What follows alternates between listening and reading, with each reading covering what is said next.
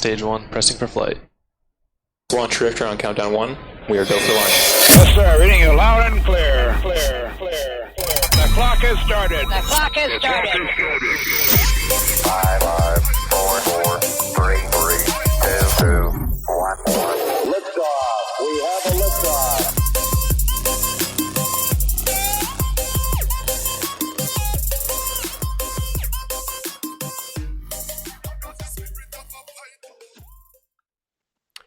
Welcome to Pressing for Flight, live from the Space Coast, where the schedule never holds. I'm your host, Stephen Marr, and it's good to be with you all. We have a big day because we not only have a guest, but we have our long-lost Bekah back. Yay! She's been gone for a couple of months now. Hey, Harry, have you ever seen Bekah before? I know you've been watching for a while. Have you ever seen this person on your screen? This one? Hello. Right here? Have you seen me? Oh, Stephanie. I missed you guys Yeah, Stephanie's so there. much. And we have Matt. What's up, Matt? What up, man? And we have Kegel. I'm here. And our guest tonight, the co-founder of Space Coast Launch Ambassadors and the co-host Co-host. of What's the most? Rapid Unscheduled Discussion podcast, Seth Kurkowski. Hello. Hello. Thanks for having me. Did I say it right? Welcome. Hello. It's good to have What's you. up? Pause again. It's good to be on here.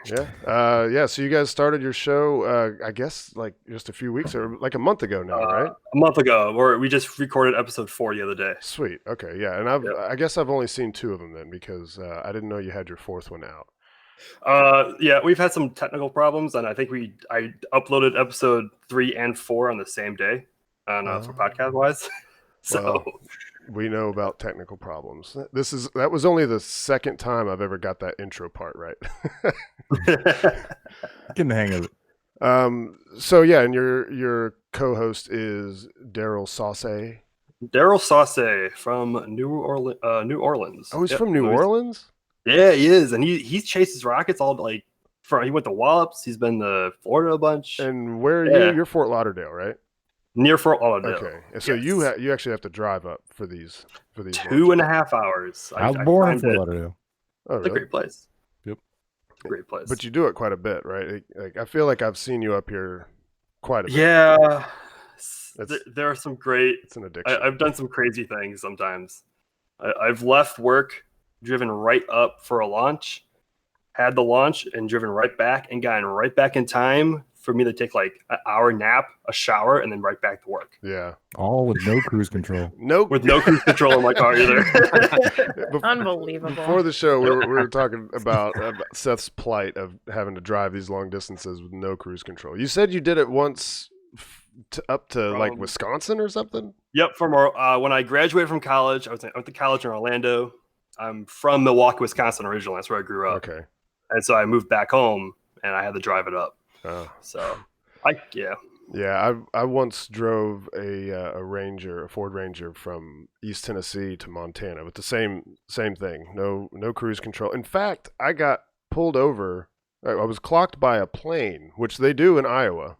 And I know you've probably seen signs, like speed checked by aircraft or whatever. I never knew what that meant. But I was like 16, 17. No, I think I was 18 at the time. I didn't know what that was. But yeah, there was a cop in the middle of the road, way like a mile ahead of me. And he starts just doing like this and like pointing over, to the side of the road and pulled me over that way. I guess because my foot got too heavy because I didn't have cruise control. Yeah, my car can't speed. It's like it can't speed. Once it gets to 75, it just doesn't want to go faster. Well, you can do 75 and a 35. You can speed. Yeah. Okay, true. What do you drive? A Geo Metro, like a little 3-star on there? Chevy Aveo, 2004. I don't even know what that is. It's you take a smart car, give it a back seat and a little bit of a trunk, and that's pretty much it. Okay. It's tiny. So it's Death Trap. Yeah. Basically. Driving over the bridge into the port, or even driving over the bridge into the port, and on a windy day, I scare for my life. Really? Oh yeah, Even like just a minivan driving past me faster moves it over, Oh, like man. pushes me out of the lane. So That's awesome. Okay, Good memories. well, moving on. You are. I was supposed to have. Oh well, I've got the launch going, so you guys will enjoy that. The Starlink launch from the other day. Yet another batch of 60 Starlink satellites. But Seth, you are the co-founder, along with Julia, which we've had on the show a couple times, of Space Coast Launch Ambassadors. I don't know how we've missed it. I don't think that we talked about it with Julia at all. So, what is it? you've also had John on as well. John's our COO and director of like our website as well. Oh So- yeah, right. And Yeah. wait, did we? I don't know if we did talk about it with John. He mentioned it. I watched it. He mentioned it. But yeah, so we're an outreach group located, in Space Coast Launch Ambassadors. Mhm. And so it's kind of hard, like who came up with the idea first. Me and Julia kind of both came up with the idea. Mhm.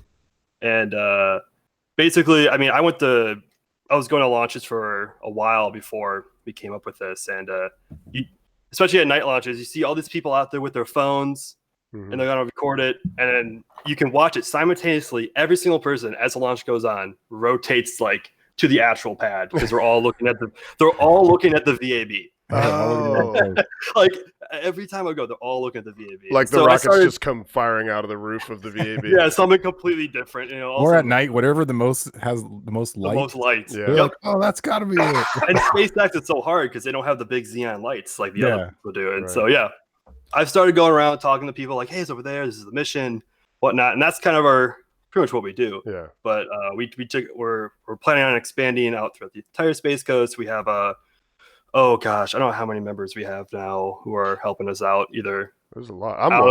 I'm in there. yeah, you're one. We have I think we have like 30 people in our Discord. Yeah. I think we have about maybe like 10 people around the coast Yeah. that go. So Yeah, for me, whenever I heard about it, I was like, "Oh, yeah, totally." I kind of already do that because, like, the whole idea is just like when you're out at a public place watching a launch, just be available to answer questions. I'm Yep. like, that's me. And when you bring camera equipment and you're all set up, people tend to just come to you Yep. already. It makes it They'll follow you. very easy. I used to do a lot of viewing. My go-to spot is 528, Mhm, and Astronomy Live usually goes there a lot as well. mhm. And so we would pull the biggest crowds with his telescope, my camera equipment. Red Rhetoric is usually there as well. He's another YouTuber. Astronomy Live and Red Rhetoric, they do. Oh yeah, I've seen. Yeah, he was the one that like got that really good footage of the. It was the Orion pad abort test where he followed it all the way down to the water. That was. Oh, yeah. That was really good. Yeah, and we had the biggest of crowd. Like we had probably about 40 people around us. Mhm. Just big telescope. Yeah, yeah. And then you find yourself like turning to the crowd, like you weren't expecting it, but you're kind of like giving a speech to the crowd, like right over here, Pretty what much. you'll see and what you can expect, and this is what's happening. No, there are not people on board. Yeah, Right. and it's fun. I get to I'm with Flight Club, Declan Mhm. Flight Club. I pull his thing up all the time. Like this is what it's gonna look like. You're gonna at this point you're gonna see like second stage. You're gonna see the light go out, guys. Everyone, that's okay. Yeah, When the light goes out, that's normal. right. Yeah. Yeah, and sometimes like if it's during the day, like sometimes even like stage separation on some launches can look sort of violent. You see a bunch of, it almost looks like an explosion. Especially, I guess I'm thinking of old like Saturn V videos. Like whenever when those would go through stage separation, that looked like an explosion. Oh, yeah. If you didn't know what you were looking at. But another thing you kind of have to do is when there's scrubs, Hmm. you kind of gotta walk around and save the poor souls that aren't on Twitter and don't know. Yeah. It's those people everyone's packing up and leaving. There's like a family there, and they're just like they're all just sitting there waiting. And I'm like, it's not happening tonight. I'm sorry, guys. Like, and you get several reactions. One is like, well, how do you know? Yeah. And another one is, why? Or they get really angry. I'm like, why not? I'm like, well, I wish I could explain it, but upper level wins. Yeah. I don't know, man. Yeah. And sometimes Yep. like you don't even feel like trying to explain. You're like, dang it. There was one time when I drove up from Fort Lauderdale 2.5 hours, and I use Waze, for navigation, Yeah. and that blocks all of your notifications, almost all of your notifications when you're driving. Oh. Yeah, especially it What do you got, actually does it on Android? text. Doesn't No, do no, that iPhone. on iOS. Doesn't do it on. I blocks almost all of my notifications when I'm Oh. driving, especially text messages. And I didn't know this at the I time. wonder if that's a Someone's setting gonna in the text. app. I think so. It is. Okay. Someone's gonna text me if it's scrubbed. I got up there, didn't see a text, drove up to Jetty Park, undid Waze, and I just the text message is scrubbed. Oh man. Oh, And how man, old that was was- that text? Oh, like an hour and a Oh, half. man. You've been on your way home. Like I could have been so much further. Yeah. Yeah. Well, Same thing happened with in-flight abort. I got up to Melbourne. Mhm. No, I got it just above Melbourne by the Air Force Base, and then I learned it. I scrubbed, and that one I was up at like 3 a.m. Started driving Yeah. for that one. so at what point do you just move? Soon. I know you've thought about it, right? I've been thinking about it a lot. I bet you so probably we'll- even talked to Daryl about it, right? Have you guys ever thought about getting a place? Maybe I don't know if he wants to move. That's one thing. I think he wants to. I don't know. He likes He likes New Orleans, so he might Yeah. just stay there. But no, I've definitely thought about moving. Even at least moving back because I'm a software engineer. I have to find a job Right. as that, and I'm mobile centric iOS specifically. So I kind of got to find a job like that. Hopefully, Orlando has one. And it's So- the kind of thing Oh, you I'm actually sure. have to go to a place like an office and do it there. No, do it you can work remote. Yeah. Oh, you can work remote. Yeah, and that's kind of what I'm hoping for. So I can move. Literally, I'm like thinking if I get a remote job, I'm moving to an apartment right on the beach, right at the entry of the port, and just set up a webcam there. Mhm. There you go. And then you can just have it be like South Padre or Space Padre. Yep. Yeah, with all his live cameras, just do that right for the port. That'd Yeah. be great. Have you ever looked at rent up there? Listen, if it's anything, as long as it's cheaper than it's down here, which is not that hard. Yeah, I guess So- you're probably right. Yeah, you probably already have Yeah. a pretty good idea of what it must be like. Oh yeah. Well, since Bekah's back, there is something I've been wanting to talk about, and I've kind of been forgetting, but also kind of been wanting to wait for her to be back. And this is old news, y'all. But if you'll remember, a couple months ago, Yusaku Maezawa was going to do the Who Wants to Be My Girlfriend Around the Moon. Bekah applied. Nice. Nice. Good response. No. What? I think it got canceled Right, yeah, it a did. couple of days after I sent in my application. Yeah, and I came into work and broke your heart. I know. Bekah, I've got some really bad news for you. So, do you remember anything about? I feel like you told me some pretty good stuff, or like something you came up with to put in there. Yeah. Okay, so the application, for some reason, I didn't exactly expect it to be like it was, but I should have. It was exactly what you'd expect to be for applying for a dating show, but I wasn't prepared to answer questions about like what I like about him because I don't know. Like, I don't know anything about him. So I just, I answered the questions, and the final one was like an essay question. It said, "What interests you about the possibility of a relationship with him?" And I said, "Well, it would be impossible to tell without meeting him personally, but I appreciate his interest in space and art, and that's enough to go on or to start on or something." I don't know. It was something like that, but. As it turns out, I'm going to have to look for love elsewhere. So, but okay. So now, in hindsight, and obviously, the application was, on the off chance that you got to get a trip around the moon. But how did you have any opinions about it? Like, because when I was wanting to bring it up before, we probably would end up saying kind of the same thing most people said, like yuck, like that's disgusting, like you're tarnishing the whole idea behind Dear Moon. But did you have any thoughts like that, or was it just a funny thing? About him doing the show? Or The idea wanting... of him doing that. And in fact, I want to say that I don't think like he came up with the idea. I think he was approached by some production company that wanted to do a show like that with him. But Well, it would have generated more funding, for the project. Yeah. Not necessarily that it needed it. I'm not sure if it needed it or not, but yeah, I kind of do. the whole thing is kind of a publicity stunt as is, but it's still a very cool thing. Mhm. It's still a very cool concept, and I'm really excited to find out what comes from it, to see what comes from it and experience what comes from it. But it would just have been another publicity thing, and maybe he's just a weird lonely guy, Yeah. or maybe, but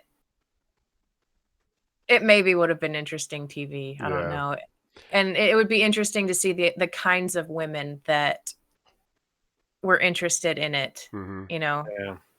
Yeah. because I don't think I'm what anybody would have expected Right. to have been interested in doing that, Mhm. but it would have been, Yeah. for the experience and the story. And maybe, mean- who knows, maybe we could have fell in love. And when it came I down mean- to it, would you have gotten on the rocket? Do you think that you would have any issues getting on the rocket? Other than motion sickness, probably not. I mean, I don't have to stay with them forever. Right. That's true. know. Yeah. Just go to the moon, come back, and say this isn't working. Yeah.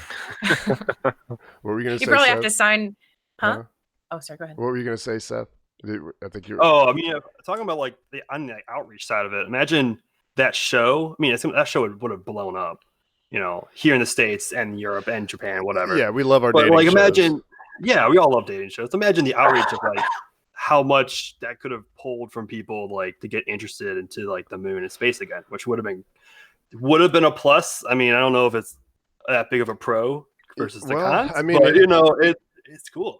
Yeah, well, because it's always, even though it happens on the daily, but it's always surprising to me how few people even know what a Starship is, or know what SpaceX is, or that they land their rockets, or they want to go to Mars, or any of that stuff. Like we live in this world, kind of an echo chamber, and we all, we can't get enough of it.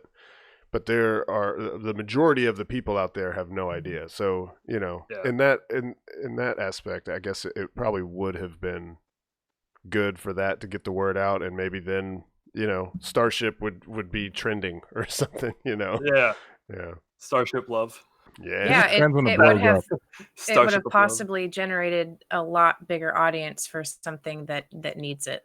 Mhm. Yeah, and that's kind of one of those things, like, talk about, like,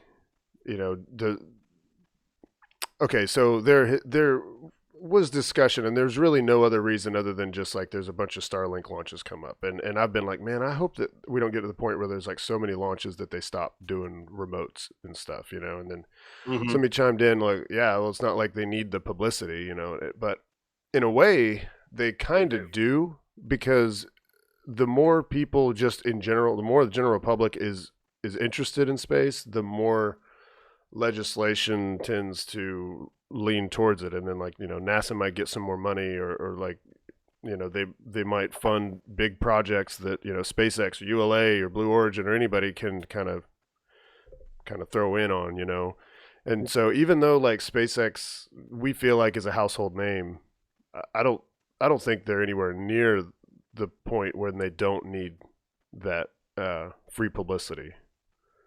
I mean, look at how much has happened since their Falcon Heavy demo. Right. I mean, Falcon Heavy demo was my first launch I got to see with my own eyes. Really? Yes. Wow. Yes. I'm a Falcon Heavy demo baby. Yeah. That's good. Yeah, that's good.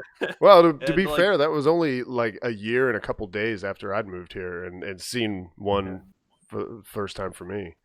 The thing is, I saw it from Orlando. My first one I saw was an Atlas one from the Natural Cape. I saw that one from Orlando. Okay. And that was the first one I realized, wait, I can see launches from Orlando? Like, what? Oh yeah. Like, apparently you can. I mean, I can see them down here in Fort Lauderdale sometimes. Yeah. If they go east and high enough, and then or a little bit south. Mm-hmm. So it's not Yeah, as like, satisfying though, right? As being here.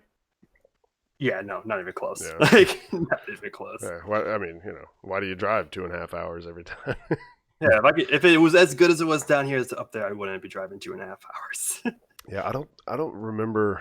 I think the only time I ever saw one from that far away was when I was a kid. Like I say I'm from Tennessee, but I was actually born in Lakeland, which is just a couple counties over. And I do remember, like in kindergarten, we got taken outside to see one of the shuttles go up. But to me, that just looked like a plane in the sky. You know, it was like a big contrail behind it from the boosters, and it didn't look like anything. Now, I saw a night launch from Orlando as well. Oh, and, yeah. oh my gosh. It was a Falcon Heavy, and oh my gosh, is that thing bright. No, yeah. Like, does that like light up the horizon still from that far? It literally looks like the sun is rising Really? from there still. Oh, yeah, still. And I'm not sure if this is true or not, but there was a teacher in college that told me, yeah, when the shuttles launched, it shook you could feel it in Orlando, which I feel like was completely false. Nah. Yeah, but I mean, I can't imagine. You know how shuttle launch. get. Yeah, you know how they guys get. But like, oh my god, imagine a shuttle though from Orlando. I mean, from anywhere, but Orlando, like hell if you can see that from Orlando. Yeah. Yeah, well, actually, I've seen some launch photos from Orlando. I've seen a shuttle launch from Orlando. Yeah. I have, yes, and it's not what that teacher was saying. I guarantee. He said that. I'm like, no, but I mean, I bet a shuttle still did look pretty cool though from Orlando. Yeah. So. I'd say the Falcon Heavy kind of remind me of shuttle launches because I lived here all my life, so I've been through a lot of shuttle launches, and that was as close as I can remember a shuttle launch. As far as like sound, sound and visual. Yeah. Do we know numbers for in-flight abort? How big that launch was? Like how many people were here? How many people came to the county? Yeah, because I feel like it's either between that and Arabsat. I think are the busiest, like biggest launches I've been to, like people wise. Because when I went on the Starfleet Tours boat, which and driving past Jetty, this thing was jam packed. Yeah, there was literally no room at all on Jetty, and that was the coolest thing to see. I think that's kind of how it was for my first one, which I think it's hard to remember now, but I want to say the first one I saw was the first reflight of a booster back in 2017. I don't know. It might have been my second launch. I don't know, but yeah, and it was shoulder to shoulder out on the pier. I don't know about the other areas, I wasn't that familiar, and I didn't go driving around or anything, but that's what it seemed like, And for, to hear that, shuttle launches were even crazier, like that's insane, And it's kind of disheartening when you think about how long it's going to take you to get anywhere because, even as a local, even if you live within a few miles, like, okay, after Falcon Heavy demo, I was just up at Cherry Down Park, which is it's the beach park that's like a mile or so south of Jetty. And I was there, partly because, I wanted to stay close to home because I knew that traffic was going to be bad, but partly because Cherry Down's really good for watching the landings because you're not further out, but just the way being at that distance allows you to still see the boosters whenever they land. Instead of where at Jetty Park, it gets blocked by all the trees and bushes and stuff. But that's only about 2 miles from where I live, and it took me 45 minutes to get home.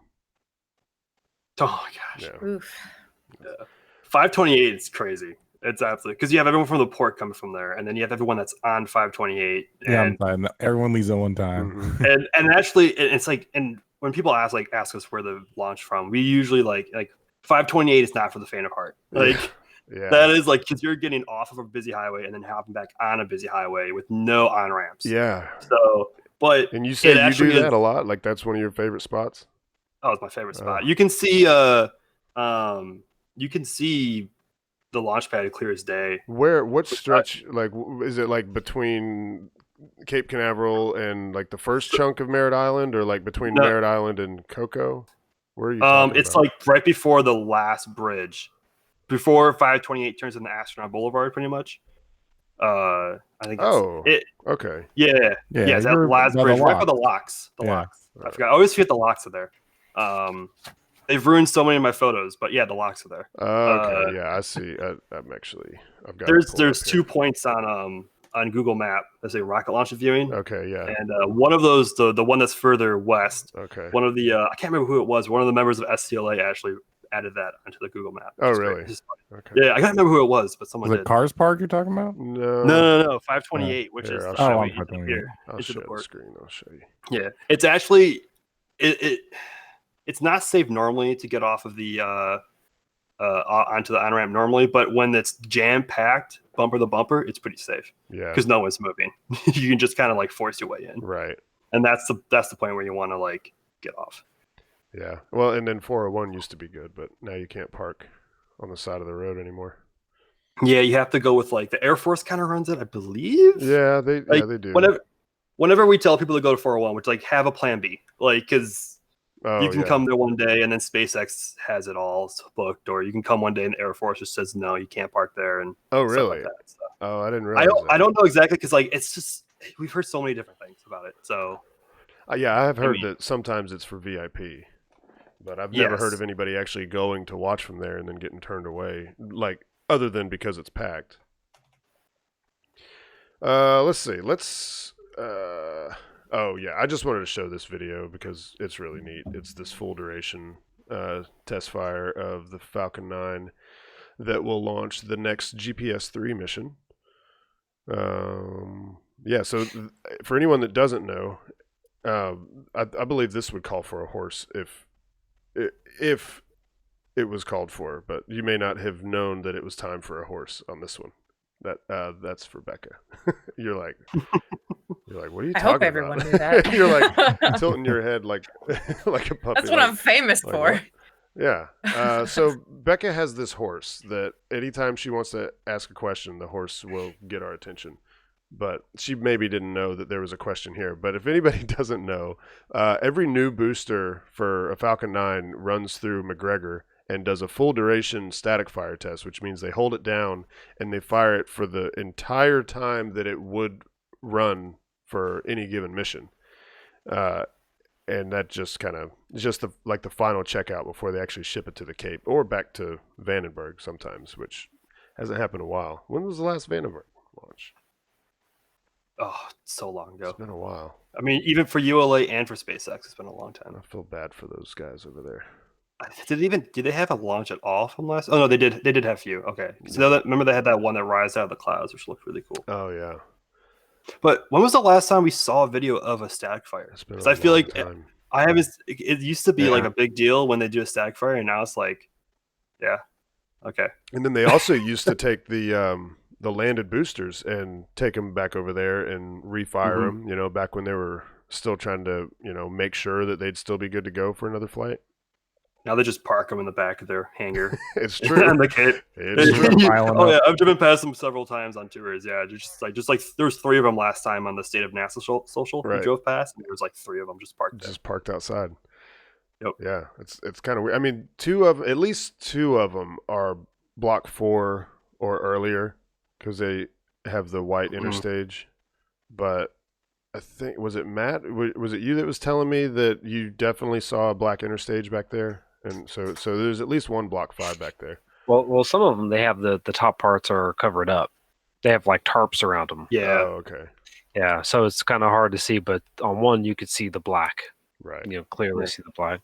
It's really cool to see the size of them. Because there's usually a truck parked right next to it, and you can just be like, "Oh man, yep, those are big." Yeah, they're huge. Yeah. Have you ever gotten to get close to one? Like the closest I've been is literally driving past their like hangar. Yeah. On the early space tour or something like that at KSC. It's the closest. Or at the port.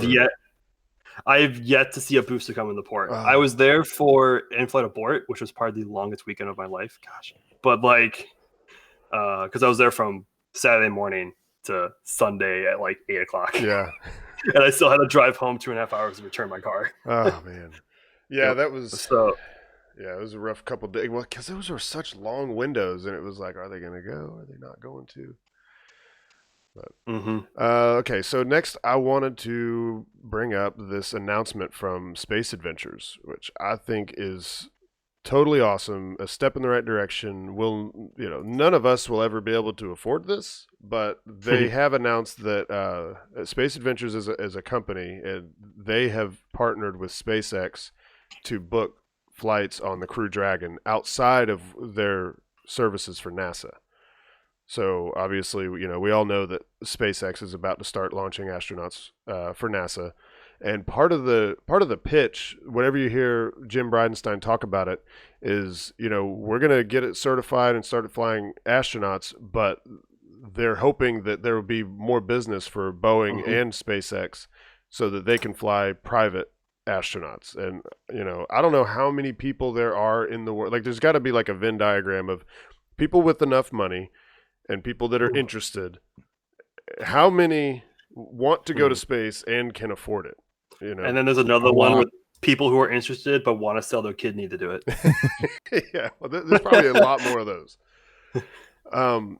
So yeah, you can look up this article. All you got to do is look up space adventures and SpaceX, but what I thought was interesting in this CNN article, nobody knows what the price is going to be, but they did cover a couple things. They point out that last year a company called Bigelow Aerospace, which, if for anyone that doesn't know, that is a company run by Bob Bigelow, who was like the CEO of like Super 8 Motels or something like that. He was some kind of like hotel guru. I don't know. But they are building inflatable modules. Like, there's actually one attached to the space station right now. It was launched actually by SpaceX, and they attached it to one of the nodes on the space station, and then they inflated it. Or they say it's an expandable module, not inflatable. But it packs small, and then once it's up there in space, it can expand into this monster like room that you can use and do whatever you want inside. So they had talked about doing space hotels. So last year, they said that they were going to book trips to the space station. I don't know how that ties into your inflatable modules, but they were going to sell tickets for about $52 million each. And what? They're supposed to stay in the giant air mattress on the side of the I guess. Air mattress. I'm not sure. It fell through. They ended up canceling those plans. But I couldn't even imagine all the governments. Yeah. Or with the ISS would be like, all right, that's cool. Bring some randos up here. Well, okay. Well, actually, well, they have done it before. Yeah, because Space Adventures, it says here, and I have no reason to doubt it, but Space Adventures remains the only company to have coordinated tourism flights to Earth orbit. But how many was there? Let's see. What did it say?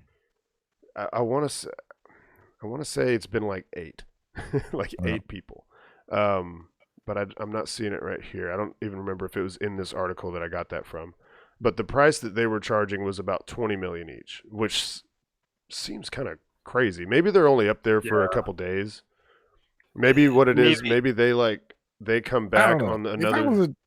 If I was an astronaut, went through all that training for safety and all that, and then they're like, this guy's got 3 months training for whatever this company is, picking his nose. And then let's send him up here. What if there's an emergency? They're gonna be like, I don't know what to do. They got one useless person floating around, or 2, or however many. Yeah, I wonder. I'd be concerned. There might be they got money though. If I was an astronaut, I would not be down with that. Well, we got to take steps. We got to get people flying, like normal, everyday people. And I don't know if you can really qualify someone that can afford a $50 million seat on a rocket as normal, everyday people. But I think that it's important that we start moving in that direction. And I do think that probably on all of these flights, you're going to have a professional, even though, Crew Dragon is self-flying, surely they're going to have a professional on board in case they need to take over, right? Yeah, there's got to be some kind of backup system you got to take over for. Ooh, hey. Yes. How much is a kidney worth? I don't want to add that to my Google history. Not enough. Use it on private, How many do we have we can sell? I don't know. I don't know how much. You have 3, you can sell 2. Anybody want to Google it? Whoever is watching your Google searches, they know what you're about. They know why you're asking. So I guess I can look at chat. Let's see what is. Let's see. 7 people on 8. Oh, Zach Hall. Okay. 7 people on 8. 1 million. Huh? They can go for about a cool 1 million. Google says.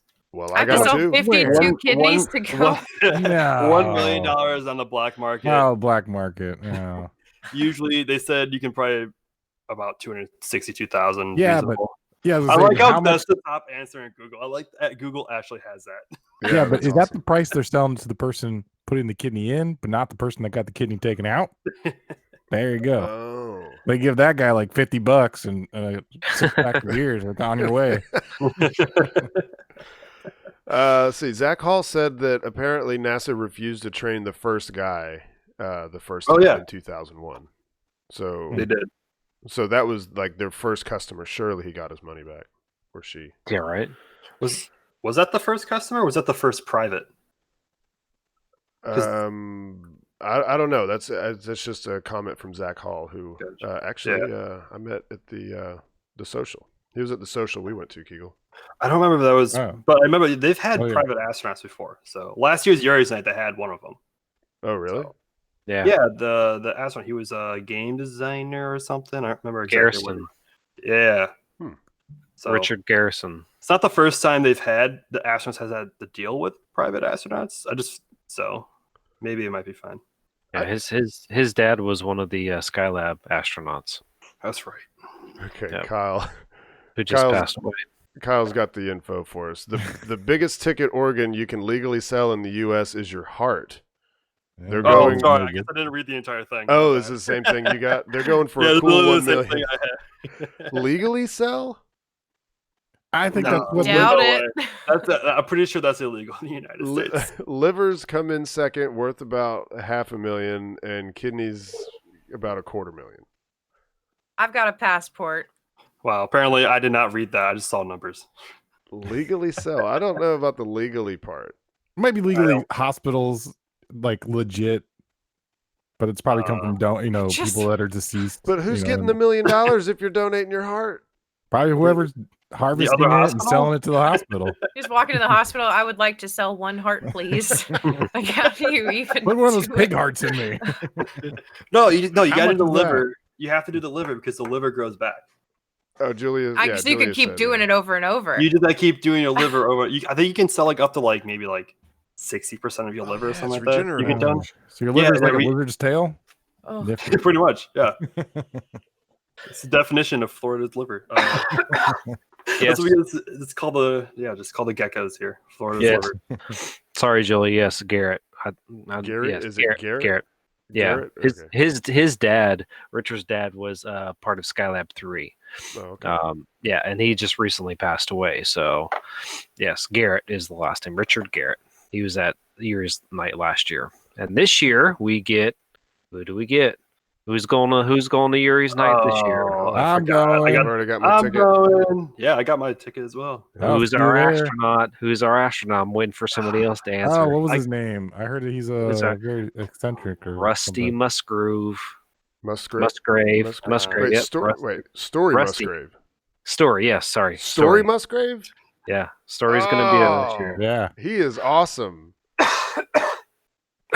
Yeah, if you don't know Story's Story gonna be there this Musgrave, you should watch the series When We Left Earth. It's actually kind of old, but it doesn't matter because it's covering the history of the space program anyway. But he's in there quite a few times.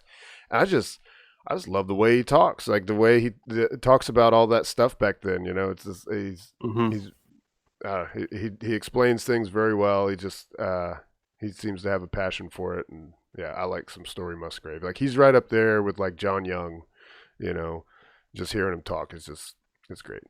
Let's see. Space Padre want to know when Elon's going to climb on his Starship. Mm-hmm. When they actually fly one? Well, it's going to be a while after that too, I'm sure. Maybe Dear Moon, Let's see.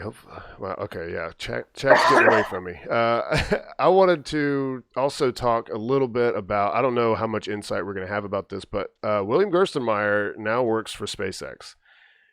And that, whenever I first heard that, I was like, what? I wasn't expecting that, to be honest, at all. Because, he's always been portrayed, I've never met the guy, but he's always been portrayed as kind of the guy, like the steady hand, like, whoa, don't go too fast. We need to stop and be methodical, slow, deliberate, and all that stuff, and don't let things get moving too fast. He was let's see, his title is Associate Administrator for Human Exploration and Operations, and so he's kind of over the human space flight stuff, or used to be. He got, I don't know if fired is the right word, but it was demoted. He was handed his hat. Yeah. And so, yeah, he was demoted, right? And then that was just kind of like, you could go ahead and resign now, which is kind of weird because he's been with NASA forever and is widely respected. And I remember Elon saying at some point in some interview that he just loves Gerst. Well, he's got him now. He's got him, and he's on the like the flight reliability team or something, right? Yeah, I think he reports, I think, right to Hans Königsmann. I don't even say his last name. I just say Hans. Hans. Yeah. Hans Gruber? Yeah. No. Yeah, so that's really neat. I think that probably what they're looking for is his expertise, because he worked on Space Shuttle back in the day. He started out as an engineer, right? And then just kind of, over time worked his way up through the ranks of NASA and was put in charge of human spaceflight. So I don't know if we'll ever really get to see firsthand of what his being there means to the company and what kind of changes might take place, because of him.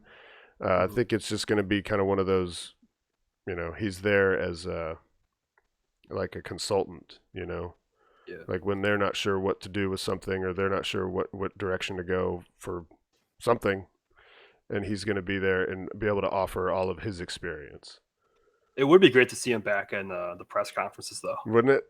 It would be great. Yeah. Yeah. Representing SpaceX. That would be cool. So that's that. Gerst is at SpaceX. In other news, the fleet is home, and they had a rough go. Oh, yeah. They had a rough go. They did not catch their booster. They did not catch their fairings. I've got some of Greg's photos pulled up. I felt like he got like the clearest ones and like the closest, or at least what he posted. Julie got some pretty good ones too, though. Yeah, I had hers, and I was kind of going back and forth. And she's in the chat, so be nice. They're awesome photos. Yeah, there ain't no doubt that Julie is awesome. Better than mine, because I wasn't there. But I wanted to show this, the detail of these, just like all cracked up in pieces and stuff. Like we've seen them fish. What happened? Yeah, what happened? Yeah. We've seen them fish these out of the water plenty of times before in one piece, and Yeah. I don't know. Maybe I might have got this from reading. I'm in the SpaceX Fleet Discord because I'm a Patreon supporter, which you guys should go throw Gavin some bucks. You could be in there too. I think someone in there suggested that maybe they like hit one of the supports or something, one of the arms. Kind of like almost made it into the net, but I don't know. Yeah, you know what I mean? Like cracked it. Yeah, maybe it wasn't like a clean splashdown. Well, they both got damaged. Right. So yeah, what are the chances that would happen for both? I saw some tweet somewhere where someone asked, like, did they collide? But he's asking that right now. That's S Padre. He's asking that right now. Okay. That maybe they ran into each other. I seriously doubt. I mean, because they are controlled, like computer controlled when they're coming down. So I would think that they would be programmed to drift apart, to intentionally not go anywhere near each other, because they're trying to land on two big boats, and they don't want those two big boats to be in the same spot.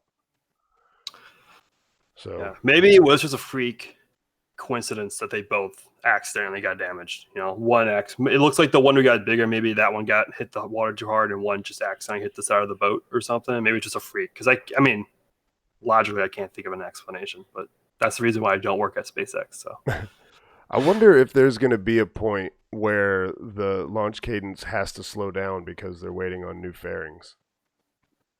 Because they're at a pretty fast pace right now. Like it seems like every other week I'm having to ask off work and move the schedule around and stuff. Because they're just launching so much. And I've always heard that, part of the reason that they want to recover the fairings is, yes, they are expensive and it would be nice to catch them. But the other reason is because they're a bottleneck in the factory. Like they take longer to make than some of the other stuff, right? Wouldn't you think though the Merlin upper stage would be probably the biggest? The whole second stage has to be the biggest one. There's nothing you can do about it. What I think I'm remembering, and someone correct me if I'm just making all this up, but that the fairings have to bake for like days or a week or more, and they can actually churn out fiber. Huh? Yeah, they're carbon fiber. Yeah, they got pressure and heat. Yeah, so you got to bake those things for a while. It's not like the actual piecing it together. It's that it takes just time to bake them. Yeah. Do we know how many facilities make them? No, I don't. I guess I just assumed one company that makes all the fairings for everybody. Well, I think SpaceX makes them themselves. No, ULA builds them their own in Texas. Yeah, everybody makes their own fairings. Right. Yeah.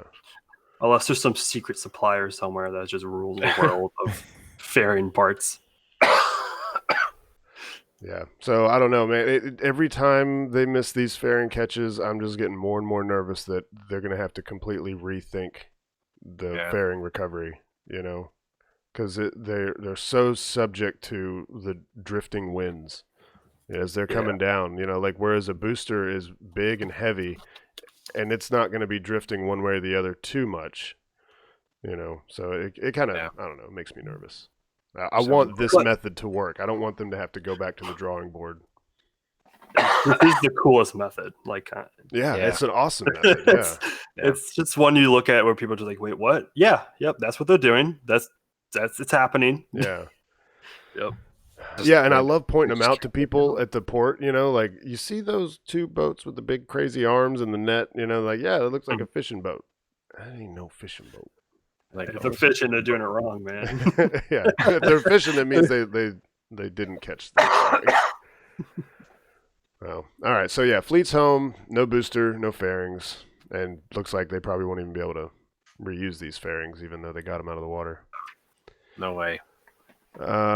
Dragon's in town. I think we talked about it last week, but it underwent its the acoustic test, and that's, I'm guessing, to make sure it can handle the sheer sound of launch. Yeah, right. Shaking it around. And now, are these actually speakers around it that are blasting it with? And what song are they playing? Lots and lots of speakers. Every day. I don't know if it's a song. I think it's just a frequency is what they're all playing. No. Yeah. No. It's got to be. No, it's got to be like David Bowie. They're blasting System of a Down at it. Yeah. Wake up! Put a little makeup. Put a little shake up. Put the kids on the table. That's what it is. I know it. I can hear it. Right. I can hear it through this still image. That is exactly what's playing. So that's just exciting, like I said, we talked about it last week. We have a tentative date of May 7th, although, and I can't find the report or the tweet or whatever, but somebody said that they heard from an inside source at Roscosmos that their understanding is May 20th, not May 7th. But did anybody see that tweet as they were scrolling through, seeing things on Twitter?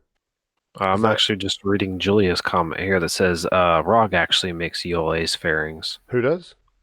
ROG? ROG. Yeah, ROG. Mm-hmm. Does he play for System of a Down? And makes fairings. No, we're just talking about everyone making their own fairings. Yeah, no, I guess. So there is in space. That's why I'm using too. So there is one. There is a big company. Yeah.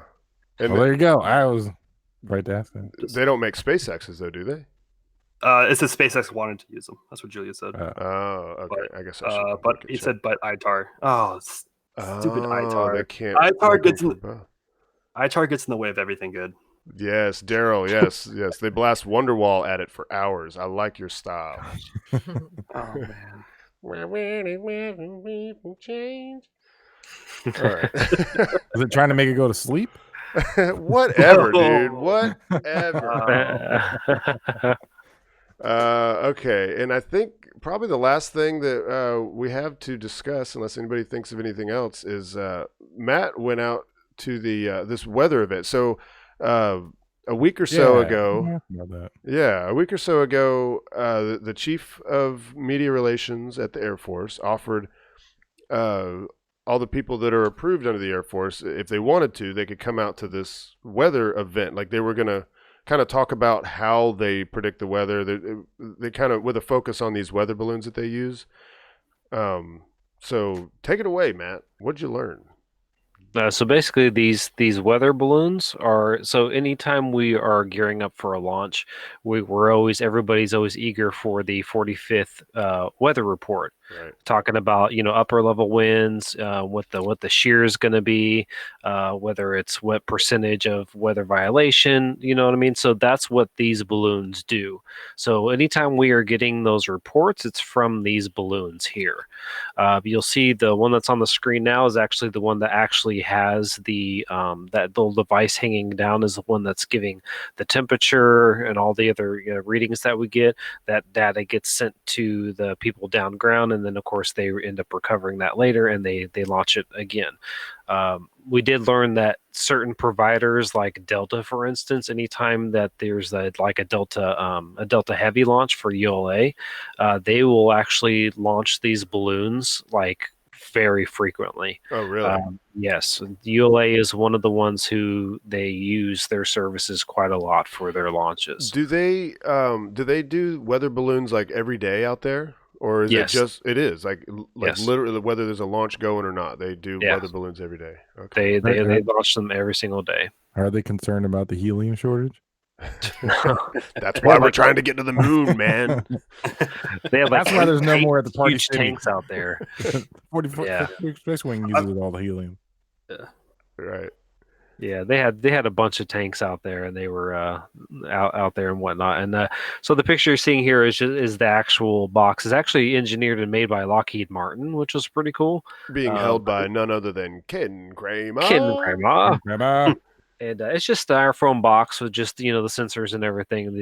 They do end up again recovering all that, but that one says no GPS. They ain't finding that one. Yeah, what was that about? I remember I was listening to Matt was live streaming, y'all. If you want to go to the Next Horizons Facebook page, the video from it is on there. So if you're interested, the first one. So I got bronchitis going on. Anyways, the big balloon with the little spiky things on it, nipples. That was just a demo balloon that they did for us. And so what Ken is holding here is the device that they would normally attach to that, but they actually use this one that he's holding for like demonstrations for when media comes out or whatever. But why does it not have GPS? I mean, they still want to find it, don't they? They do, but this one that they launched here didn't. From what I understand, it didn't have any trackers or anything like that on it. Like because you can see there's right. Well, that was a question that Greg Scott actually ended up asking, but she basically said no comment as far as do they recover them? How much are they? She just basically said no comment. Oh, she didn't want to talk because that was going to be my question. Like, do they make an attempt to recover every single one of them? I'm sure they drift so far. They do, but if you see the other picture with the orange parachute, they do recover them. That's why that one says no GPS, because the other ones do have GPSs on them. Oh, okay, yeah, this one with the orange parachute. Okay. Yeah. Yeah, because once they get up so high, and this is kind of a neat thing about it's not really orbital mechanics or anything, but it's like as you get up higher in the atmosphere, the pressure is lower, the helium inside is able to expand and expand and expand until they get basically not quite, but almost out of the atmosphere, and it expands so much that it just bursts, right? Yeah. And then it just falls back down. Yeah, so the one there on the latex one, that one she said goes up to like 110,000 feet, and then the other one, the one with the texture to it, that one goes up to like 55,000 feet. And then they, pop, and then the sensors come back down. Did they explain why it's got all those bumps around it? On the that one, she said it kind of acts like how a golf ball does, where it helps stabilize it in air. Oh, so that's why it has all those. It's like inverted golf ball dimples. Right, basically, yeah, just helps stabilize it as it's going in the air, because it's not as feeling them. The two, they let us touch them and everything. The one was obviously latex, and the other one, the one with the dimples on it, was like plastic. Basically, it felt like a grocery bag, pretty much. Oh, really? Okay, because it looks thick. Like it looks like it'd be a thicker material. No, okay. It wasn't thick at all. Yeah, it was real thin. So it's not ribbed for air's pleasure. or it is. But she did say that 8 of these of the latex balloons, 8 of those could lift like 55 pounds or something like that. That's not what she said. That's not what she said. She said it could lift a 55-pound child. Oh, child. Oh, wow, child, dude. Yeah, because somebody had asked her about that, and they brought out this chart, and the whole thing was like Up, from the movie Up, right. Disney Up. Yeah. And they're like, well, how many of those could lift a person? And then while we're there, John Cross actually asked, he was like, how many of those would I be able to attach onto myself just so I can like just barely get off the ground, like to simulate that I'm on the moon? Yeah. That's awesome. Like, yeah, that would be so cool. Yeah, just tie a bunch of them to your belt loops or something. Yeah, just bounce around, Oh, that'd be cool.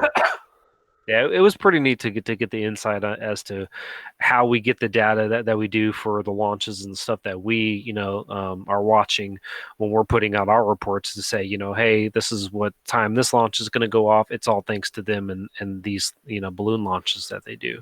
Yeah, and they typically start putting the forecast out, like almost always 3 days prior, but sometimes I think I've seen 4.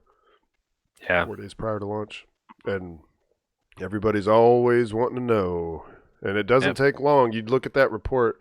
Let's see. There's not a launch coming up. Otherwise, I'd bring one up, and we could show people what they look like. But when there's a launch coming up, if you're watching this show, then you're already tapped in. You've probably already seen them. But down towards the bottom, they always say, likelihood or percentage of chance of violation of weather constraints. And what most people do is they flip that percentage. If it says possibility of violation is 20%, then usually the way people say it is it's 80% go. Yeah. Yeah. Way easier. Yeah. And it's more optimistic, rather than we're 20% violation. I've tried explaining one of those to some people who don't know anything, and it's impossible. Yeah. Well, I mean, they're kind of hard to understand, and really, all we're looking at is a percentage, and sometimes they'll put the upper level wind prediction in there, and you can kind of infer something from that, but I think we've all asked somebody at some point, and I asked Chris G one time on Twitter, like, well, what's, I know that, they're not going to publish what their limits are, but do you have some idea? And then he was just like, really? You almost can't? Because it's not about what the upper level wind speed is. It's about the difference from that level to the level below it. It's about the shear, because if the rocket, it's cruising along in whatever this environment is, but then it goes up into another layer of atmosphere, and that wind is going like a crazy other direction, then that's a bad day for the rocket. So it can be going. In fact, I want to say it was the last Starlink launch, or maybe the one before, and the prediction was over 100 knots for the upper level wind speed, but they still went because the shear wasn't bad, right? Because the difference from the previous layer to the upper level layer wasn't so bad that they were worried about it, screwing up the rocket. And now this last forecast or two, or last launch or two, they maybe just the last one, they had the little thing down to the bottom right where they had other concerns, which are wind shear, recovery, and what was the third one? Anybody remember? Wasn't it? Oh, something flux. Yeah. Right? I have a copy of it. He gave it to I me. had to ask Forget someone it. what that was. Okay, so. yeah, maybe that's why I don't remember it because I didn't know what it meant. But basically, someone- and that's going to be for the recovery part. That's going to be for SpaceX launch that includes a drone ship landing, and that's basically and it's all it says like what the risk is. It'll either be low, moderate, or high. So it's not giving you a whole lot of information, but I think as time goes on, we'll start to see kind of what they'll tolerate, and I think what we've seen so far is when it says moderate, they're not going to go for it. I mean, Yeah. I'm sure that that's not always going to be the case, but I think the last couple, I think it was multiple attempts where the recovery risk was moderate, and then they even said we're standing down because of the weather at the recovery Yeah. zone.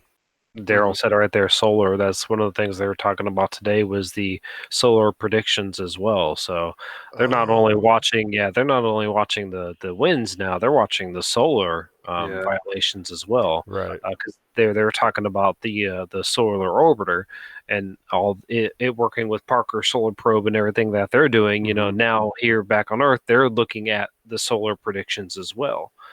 So it's actually pretty awesome to get all that combining together has to be right in order for us to get a launch now. Yeah, it is crazy that anything ever gets to launch because there's so many different factors of weather that have to be taken into consideration. Yeah. So that's cool. You guys check out the weather forecast when the weather's, all you got to do is when there's a launch coming up, if it's within a couple days, I always Google 45th weather forecast, and that usually brings you to the 45th Weather Squadron, and right at the top there'll be a thing. It'll say like L2 or L3, and that'll be like how many days until the launch, and that'll be that forecast. So you don't have to wait for someone else to tweet it out. You can actually just go look it up yourself, and they don't always come out exactly the same time, but I think it's usually like 10 or so in the morning, isn't it? Is that right? I don't remember. It's not always the same time, so it's not really all that consistent. But one of the launches they skipped a day. I remember not that long ago. Yeah. Which is weird. Yeah, I think it was a solar orbiter. I think they skipped a day. What if it's just like they have like an intern on it and they're like, oh, I forgot. Oh, we forgot. Click send. As long as it's out before midnight, it's fine. Yeah. Well, that is the end of my tabs that I have to alert All me of tabbed things to talk about. Yeah, we're tabbed out. Right at an hour. Is there anything in chat that we need to address? John had a fun fact. Have you ever seen a rocket destroyed due to wind shear? I have not. No, only by itself. I wonder. I mean, I'm sure there have been some, back in the early days before they really knew what the constraints were. But I would say at this point, like, they have a pretty good handle on wind shear, and they're not going to launch into something that is, kind of It's a lot of money going over that limit. Yeah, I mean, wouldn't that, man, like, there's nothing wrong with the rocket. You just shouldn't have launched right then. Yeah. Leighton Darrell says too, probably not since the early days of rocketry. Yeah. So, all right, Seth, you have anything else that you'd like to plug or mention? Don't forget about your show. You got rapid unscheduled discussions, not disassembly discussion. I mean, that's what happens to the discussions. They disassemble. And I'm going to be on their show at some point, maybe this Monday, maybe the Monday following. I don't know. Kind of depends on what is going on with CRS 20. Oh, because I've got a couple announcements. That's what I meant to bring up. There we go. One, I was going to if you didn't. Okay. So one, well, you apply and apply and apply, and at some point NASA just caves, and they're like, all right, fine, we'll let you in. So CRS 20 will be the first launch that I'll be covering for NASA, not NASA Social. They let me in for some reason. We like the cut of this guy's jib. Yeah. So yeah, I'm gonna.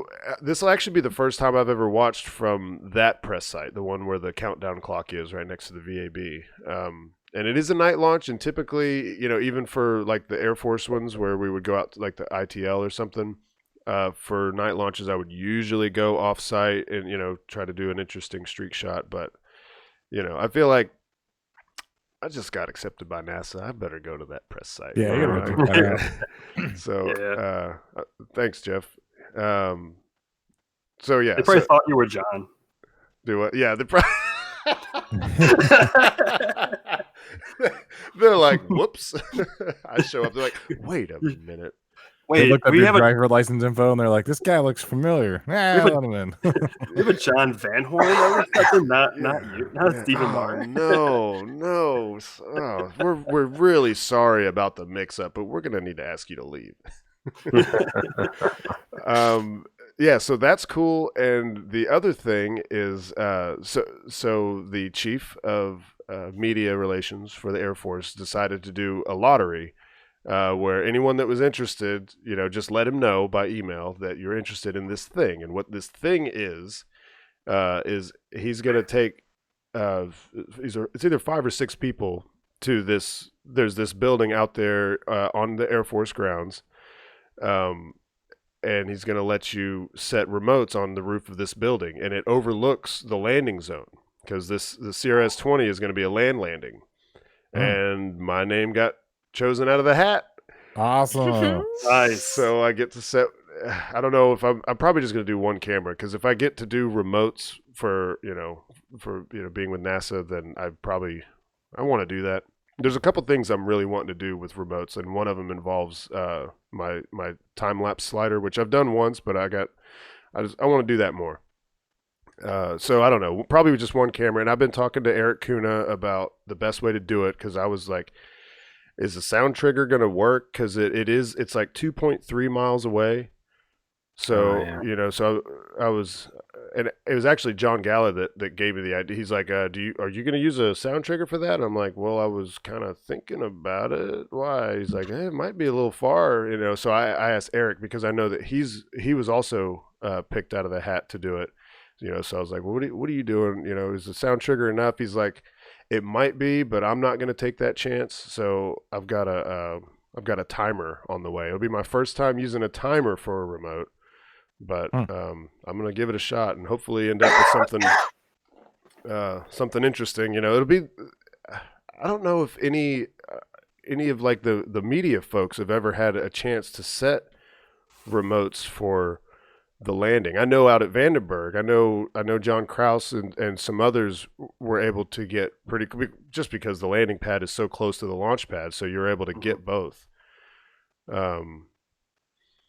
Yeah.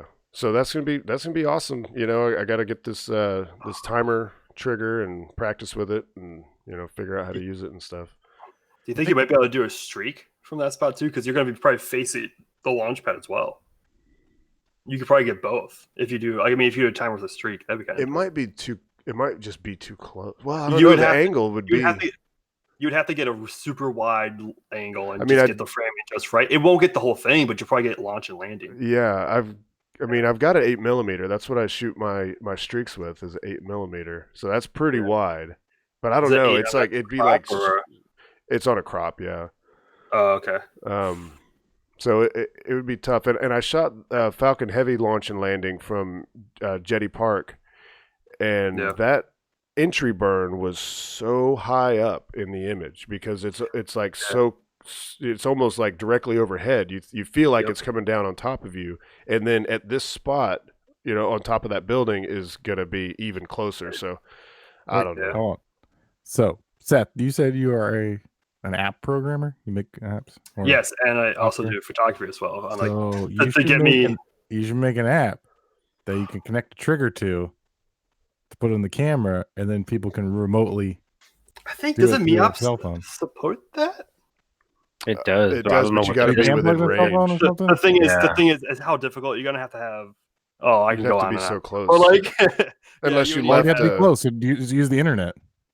Oh, I see. Oh, you're saying leave You one can be phone. anywhere. You can be in the world and you can trigger it. Leave a phone with the camera. Yeah. I do have an idea for an app for launch photographers, but that's secret right now. All right. Well, I like that. You might be getting asked what features you might like in it. So that could be one. Yeah. okay, Add that in there. okay, chill, Yeah. chill, bro.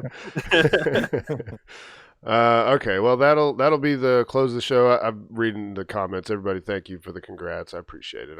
I'm super stoked about it. Hopefully, it means that Next Horizons is going to be invited to more NASA events. We don't know that for sure, but it would be awesome if we could cover these happenings more often. That's it. All right, well, great show, everybody. Seth, thank you for coming on, and I'll be over there in your neck of the woods here soon via Awesome. the It's been a internet. pleasure. Thanks for having me. Absolutely. And Bekah, welcome back. It's good to be back. We'll see you next week. And Yeah. Kegel's going to play us out. Shutdown sequence initiated. Shutting down.